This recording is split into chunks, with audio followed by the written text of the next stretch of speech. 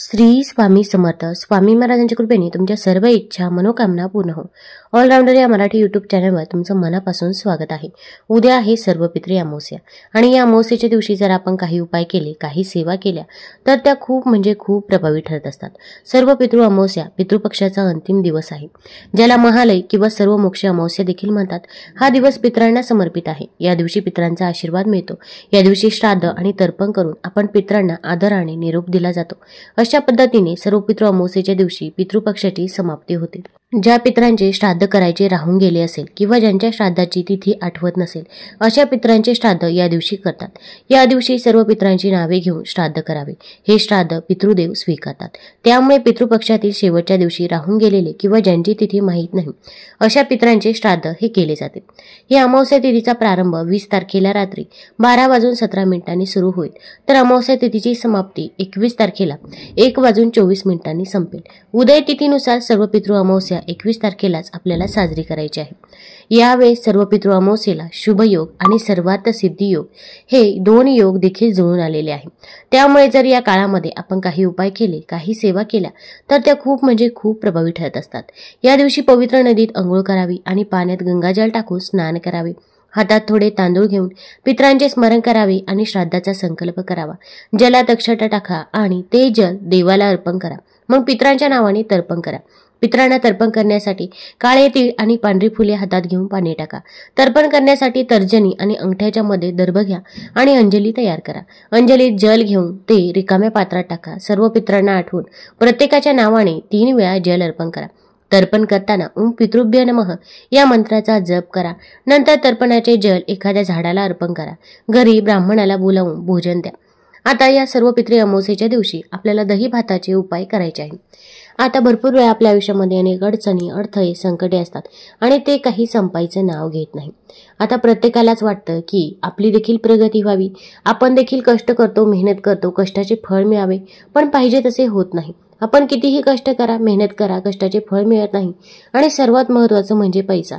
पैशाचं सोंग हे कधीही करता येत नाही आणि पैसा नसला तर काही एक सुचत नाही.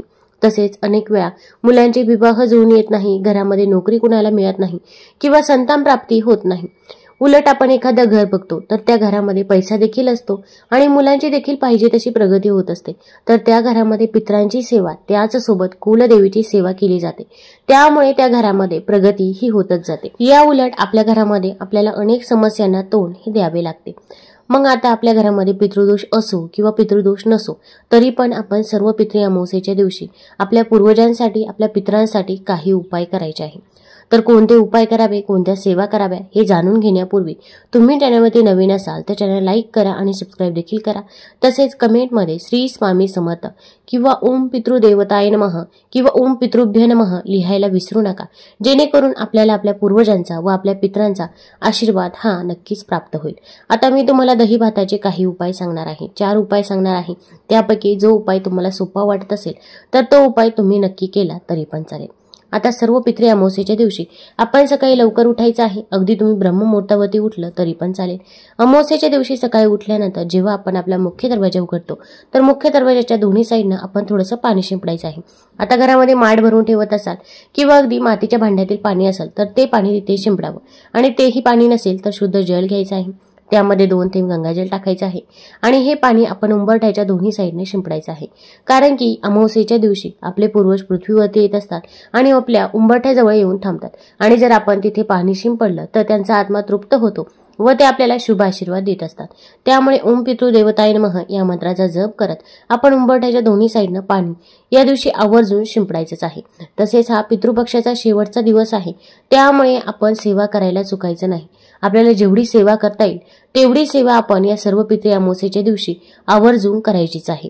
आता या दिवशी आपण थोडासा भात शिजवायचा आहे. आता भात शिजवताना आपण त्यामध्ये मीठ टाकायचं नाही, तर आपण आळणी भात शिजवायचा आहे. आपण हा भात पितरांसाठी बनवत आहोत, त्यामुळे अगोदरचा जर भात असेल तर तो भात देखील घ्यायचा नाही आणि या भातामधून जर काही भात शिल्लक राहिला तर तो देखील आपण खाण्यासाठी घ्यायचा नाही. हा भात फक्त आणि फक्त आपण आपल्या पूर्वजांसाठीच वापरायचा आहे. आळणी भात शिजवायचा आहे. त्यामध्ये अगदी तेल, तूप देखील टाकायचं नाही, मीठ देखील टाकायचं नाही. आता हा आळणी भात शिजून झाल्यानंतर तो एखाद्या आपण पतरवाळीवरती किंवा पुठ्ठ्यावरती काढून घ्यायचा आहे। त्या भातावरती आपल्याला 2 चमचे दही टाकायचं आहे। तसेच त्याचसोबत आपण थोडेसे काळे तीळ देखील टाकायचे आहे। काळे तीळ हे आपल्या पूर्वजांना, आपल्या पितरांना समर्पित आहे असे म्हणतात। आता हा भात आपण आपल्या घरामध्ये दक्षिण दिशेला ठेवायचा आहे। आता जी पण दक्षिण दिशा असेल तर तिथे एक दिवा देखील लावायचा आहे। एक प्लेट घ्यायची आहे, प्लेटमध्ये अखंड तांदूळ टाकायचे आहे, तांदळावरती हळदी कुंकू अर्पण करावं आणि त्यावरती मातीची पंती किंवा कणकेचा दिवा ठेवायचा आहे। यामध्ये आपण मोहरीचं तेल देखील टाकायचं आहे। तसेच त्या दिव्यामध्ये देखील आपण चिमूटभर काळे तीळ टाकायचे आहे, दिव्याला हळदी कुंकू लावायचं आहे, फूल व्हायचं आहे आणि हा दही भात देखील आपण तिथे ठेवायचा आहे। आता या दही भातावरती आपण थोडंसं हळदी कुंकू देखील अर्पण करावं। आता आपण आपल्या पूर्वजांचं स्मरण करायचं आहे। तुम्हाला तुमच्या पूर्वजांची नावं आठवत असतील तर तुम्ही त्यांची नावं घेऊ शकता किंवा तुम्ही ओम पितृदेवताय नमः, ओम पितृदेवताय नमः या मंत्राचा जेवढ्या वेळा शक्य होईल तेवढ्या वेळा जप केला तरी पण चालेल। तसेच पितृ अष्टक देखील पठण करावे आणि जर तुम्हाला पठण करणे शक्य होत नसेल तर तुम्ही मोबाईलवरती लावून द्या, श्रवण केलं तरी पण चालेल। त्यासोबत आपण आपल्या पूर्वजांकडे माफी देखील मागायची आहे। आपण म्हणायचं आहे, माझ्याकडून जर काही चूकभूल झाली असेल, घरातील लहानांकडून मोठ्यांकडून जर काही चुका झाल्या असतील तर त्याबद्दल आम्हाला माफ करावे, पण इथून पुढे आमच्याकडून जशी सेवा होईल तशी सेवा आम्ही तुमची नक्की करू असे आपण आपल्या पूर्वजांना म्हणायचं आहे। आता यानंतर हा जो काही भात आहे तर तो भात तुम्ही तुमच्या अंघोळीच्या बाथरूममध्ये ठेवायचा आहे। आता अंघोळीचं बाथरूम हे ऑलरेडी कोरडं असावं, त्यामध्ये नंतर भात ठेवल्यानंतर कोणीही जाणार नाही याची देखील काळजी घ्यायची आहे। आता अंघोळीच्या बाथरूममध्ये अगदी तुम्ही जिथे खिडकी असते तर तिथे हा भात ठेवला तरी पण चालेल। त्यानंतर आता अंघोळीच्या बाथरूमचा दरवाजा लावून घ्यायचा आहे आणि झोपी जायचं आहे। दुसऱ्या दिवशी सकाळी उठल्यानंतर अंघोळ करायची आहे आणि त्यानंतर तो भात आपण तिथून उचलायचा आहे आणि आपण घराच्या बाहेर दक्षिण दिशेकडे जायचं आहे आणि दक्षिण दिशेकडे हा भात आपण ठेवायचा आहे। आता हा भात ठेवायला जातो तेव्हा देखील कुणासोबतही बोलायचं नाही, तसेच भात ठेवून येतो तेव्हा देखील कुणासोबतही बोलायचं नाही। आल्यानंतर हातपाय तोंड स्वच्छ धुवायचे आहे आणि त्यानंतर तुमची जी काही कामे आहे तर ती कामे तुम्ही नक्कीच करू शकता। आता ज्यांना अशा प्रकारे बाथरूममध्ये भात ठेवणे शक्य होत नसेल तर अशा व्यक्तीने जेव्हा आपण दक्षिण दिशेला दिवा लावत असतो तिथे भात ठेवत असतो त्यानंतर हा भात आपण आपल्या छतावरती नेऊन ठेवायचा आहे। कावळ्यांसाठी किंवा पक्ष्यांसाठी हा भात ठेवावा आणि त्यासोबत आपण आपल्या पूर्वजांचे स्मरण देखील करायचे आहे। आता याच दही भाताचे आपल्याला आणखीन देखील काही उपाय करायचे आहे। भरपूर वेळा आपण बघतो की आपल्या घरामध्ये देखील नकारात्मकता असते। आपण कितीही कष्ट करा, मेहनत करा, कष्टाचे फळ मिळत नाही किंवा एखादं काम हाती घ्या, त्या कामामध्ये आपल्याला यश मिळत नाही, खूप कष्ट करावे लागतात तेव्हा ते काम कुठेतरी पार पडत असतं। तसेच मुलांची देखील प्रगती होत नाही।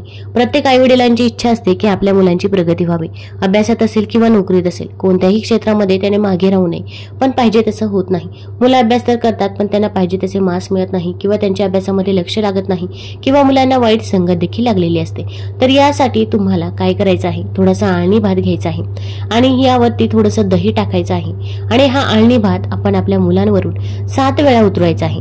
आता उतरवत असताना म्हणायचं आहे, माझ्या मुलाला जी काही नजरबाधा झालेली असेल, इडापिडा, दुःख, दारिद्र्य, गरिबी, संकटे, अडचणी, अडथळे माझ्या मुलाच्या मागे असतील तर ते पूर्णतः दूर होऊ दे असे म्हटल्यानंतर हा भात घेऊन आपण छतावरती जायचं आहे आणि छतावरती पक्ष्यांसाठी हा दही भात आपण ठेवायचा आहे। अगदी मुलगा असेल किंवा मुलगी असेल तर त्यासाठी तुम्ही हा दही भाताचा उपाय नक्कीच करू शकता। त्यानंतर आपल्या घरामध्ये देखील नकारात्मकता ही असतेच, तर ही नकारात्मकता दूर होण्यासाठी आपण एक उपाय करायचा आहे। तर आपण दही भात हा घ्यायचा आहे। या दही भातावरती आपण थोडेसे काळे तीळ देखील टाकायचे आहे आणि हा दही भात आपल्या घरामध्ये 4ही दिशांना टाकायचा आहे। विशेषतः घरामध्ये जो आग्नेय कोपरा आहे तर त्या आग्नेय कोपऱ्यामध्ये आपण टाकायला विसरायचं नाही। 4ही कोपऱ्यामध्ये आपण हा दही भात टाकायचा आहे आणि यानंतर दुसऱ्या दिवशी तुम्ही हा दही भात तिथून काढून तुम्ही वाहत्या पाण्यामध्ये प्रवाहित करू शकता।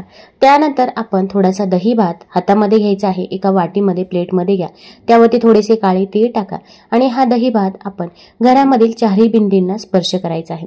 बेडरूम असेल, हॉल असेल, किचन असेल तर घरामध्ये हा भात फिरवायचा आहे आणि जेव्हा हा भात आपल्या हातामध्ये असतो तर यावेळेस तुमच्या इष्टदेवतेचं तुम्ही स्मरण करायचं आहे। तुम्ही ज्या पण देवतांना मानता तर त्या देवतेचं स्मरण करायचं आहे।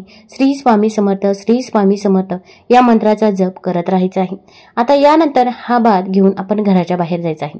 मुख्य दरवाजावरून देखील हा भात आपण 7 वेळा उतरवायचा आहे आणि म्हणायचं आहे, माझ्या घराला जी काही नजरबाधा झालेली असेल, इडापिडा, दुःख, दारिद्र्य, गरिबी, संकटे, अडचणी, अडथळे माझ्या घराच्या मागे असतील तर ते पूर्णतः दूर होऊ दे असं म्हणायचं आहे।